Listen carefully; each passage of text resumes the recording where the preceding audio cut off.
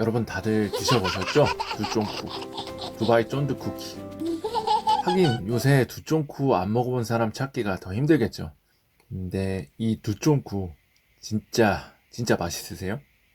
두쫑쿠를 보면서 맛있어서 맛있다고 하는 건지, 아니면 맛있다고 하니까 맛있다고 느끼는 건지, 그리고 두쫑쿠를 먹게 되는 게 정말 먹고 싶어서 먹는 건지, 아니면 먹지 않으면 안 될 것 같아서 먹는 건지 궁금하더라고요.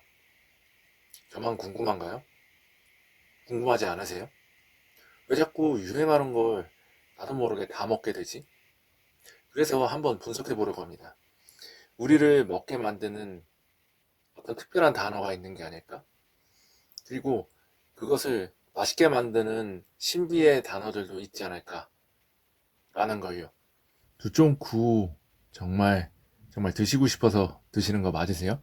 그래서 분석해 봤습니다. 실제 X에 포스트된 글, 그리고 인스타그램, 블로그, 기사 등 공개된 컨텐츠를 기반으로 어떤 포모 표현들이 사용되었는지, 우선 품절을 강조하는 주요 단어들과 표현들로는 출시 직후 품절 대란, 소진시, 선착순, 줄을 서야 먹을 수 있음, 품귀 현상 등이 쓰여져 있었는데, 이러한 단어들이 지금 안 사면 놓칠 거라는 압박감을 준다고 합니다. 그래서 사지 않으면 안 될 것 같은 압박감을 사게 되는 거죠.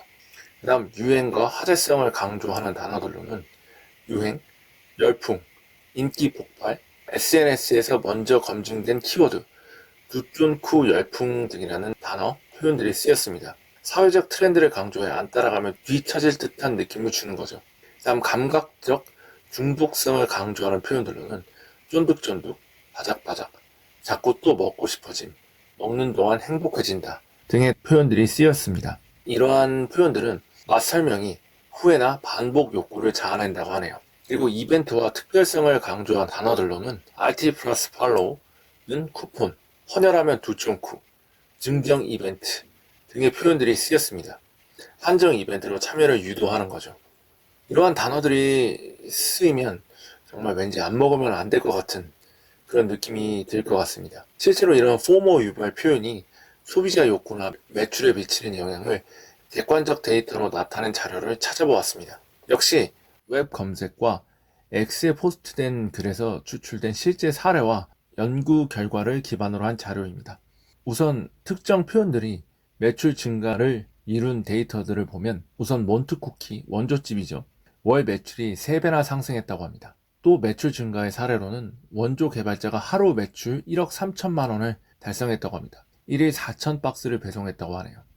또 세븐일레븐의 카다이프 쫀득폴 출시 2주 만에 디저트 매출 250%가 증가했다고 하고, 또 CU, 쿠, 두바이 초코 디저트 누적 판매가 830만 개, GS25의 관련 제품은 100만 개를 돌파했다고 합니다.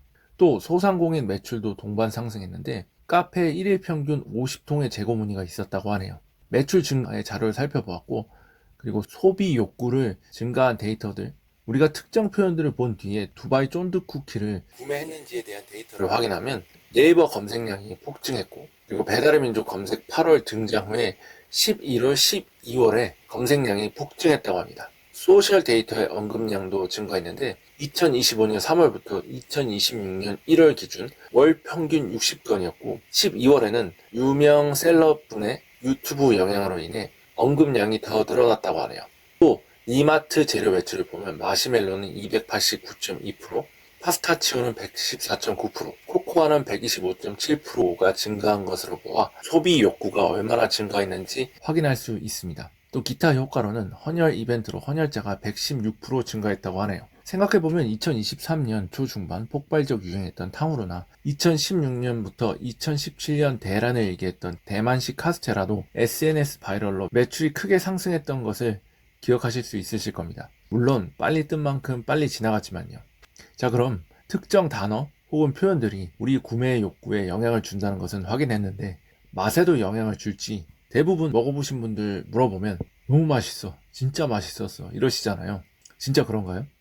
이번에도 어떤 신비의 표현, 단어가 우리의 맛 평가에 영향을 주었는지 확인해 보겠습니다. 역시 웹과 X에서 실제 리뷰와 연구를 검색해 보았습니다. 우선 검색 결과 먼저 말씀드리면, 검색 결과는 마케팅 언어가 기대치를 높여 맛 인식을 왜곡할 수는 있지만 실제로 과대평가라는 의견이 많았습니다. 이 표를 보시면 맛에 영향을 준 주요 언어들을 살펴보면 식감을 강조한 단어들은 쫀득쫀득, 바삭바삭, 바삭바삭, 촉촉하고 따뜻해짐, 마시멜로 살짝 녹아서 등의 표현이 있었고, 그리고 포모와 유행을 강조한 단어들로는 품절 대란, 오픈런, 줄서기, 없어서 못 산다, MG 핫한 디저트 등의 표현이 있었습니다. 감정적 표현으로는 너무 맛있음, 행복해진다, 자꾸 먹고 싶어짐, 반해버린 등의 표현들이 사용되었습니다. 그 전에 이러한 단어가 맛 평가에 실제 영향을 미치는지에 대해서 연구 결과를 살펴보았습니다. 예를 들어 언어적 설득의 경우 메뉴 이름이나 묘사,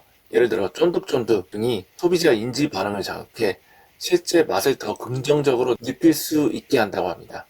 또 진정성 마케팅의 경우 예를 들어 자연성, 독창성 같은 단어가 음식 평가에 영향을 준다고 합니다. 그리고 미각적 언어 표현, 예를 들어 바삭함 같은 단어는 시각, 촉감과 결합해 맛 인식을 왜곡할 수 있다고 하네요. 연구에 따르면 언어가 미각 평가를 20에서 30%까지 변화시킬 수 있다고 합니다.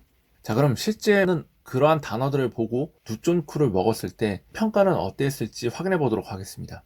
평가는 긍정, 부정, 중립으로 나눠지는데 긍정의 경우 주요 의견 예시로는 파스타치오 고소하고 바삭바삭 너무 맛있다. 따뜻하게 데우면 더 맛있어짐. 한번 먹어본 순간 반해버린 의견들이 있었는데, 이는 특정 바이럴로 사용된 언어들이 식감의 기대를 맞춘 영향으로 보이고 또 실제 만족했고, 하지만 자꾸 먹고 싶어짐 등은 바이럴에 쓰여진 언어가 중독성을 강조한 영향으로 보여집니다. 다음으로 부정 과대평가의 의견으로는 느끼한 화이트 초코, 크런키와 다를 바 없음, 찹쌀떡이 더 맛있음, 오래 씹는 것 같음, 평범한 맛의 놀람 등을 확인할 수 있었는데, 이는 바이럴로 쓰인 단어, 예를 들어 품절 대란 등으로 기대가 과도했는데 실제 가격 대비 맛은 별로였기 때문에 오히려 품절 대란 등의 단어가 부정적인 영향을 미친 것으로 보여집니다. 그리고 중립적인 평가로는 지방 당분 과다, 혈관에 스며든다, 오염된 설비 적발, 설탕 과다 논란 등의 의견이 있었습니다. 이는 표현된 바이럴들이 맛만 강조해 부작용을 무시했고 또 그로 인해 실제 먹은 것을 후회하게 만들었기 때문으로 보여집니다. 자, 결론적으로 두쫀쿠를 구매하는 데 있어 언어의 영향은 굉장히 컸지만 맛 자체를 느끼는 데에는 큰 영향을 준 것 같지는 않습니다. 자, 그래서 결론이 뭐냐? 우리가 유행하는 무언가를 구매하게 될 때는 우리가 그것을 선택했다고 믿지만 100% 그렇지는 않을 수 있다는 뜻입니다. 즉 바이럴에 영향할 수 있다는 것이죠.